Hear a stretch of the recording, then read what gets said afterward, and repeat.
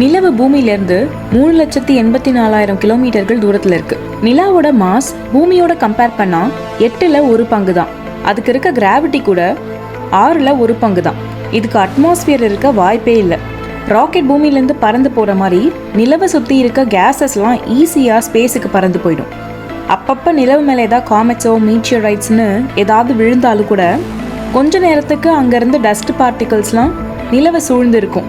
ஆனால் இது மறுபடியும் நிலவில் விழுந்துடும், இல்லைனா ஸ்பேஸில் பறந்து போயிடும். அதனால் நிலவை சுற்றி அட்மாஸ்பியர்னு ஒன்று இல்லவே இல்லை.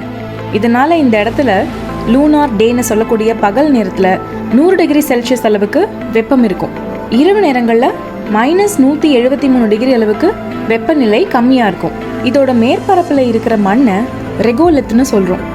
இதெல்லாம் பில்லியன் வருடங்களாக உடஞ்சி போன பாறைகள் அல்லது அதிலிருந்து வந்த டஸ்ட்டு தான். ரெகோலித்னு சொல்லக்கூடிய லூனார் டஸ்ட்டு பயங்கர கூர்மையாக ஷார்ப்பாக இருக்கும் அப்படின்றத அப்போலோ ஆஸ்ட்ரோநாட்ஸ் கண்டுபிடிச்சாங்க. இது நம்ம கொண்டு போகிற இன்ஸ்ட்ருமெண்ட்ஸ், ஸ்பேஸ் சூட்ஸ் எல்லாத்து மேலேயுமே படர்ந்து டேமேஜ் பண்ணக்கூடிய வகையில் இருந்ததா சொல்லியிருக்காங்க. அதனால் அதுக்கப்புறமா டிசைன் பண்ணப்படுற ஸ்பேஸ் சூட்ஸ் எல்லாம் இந்த ஷார்ப்பான துகள்களை எதிர்கொள்கிற விதமாக அமைக்கப்பட்டிருக்கு.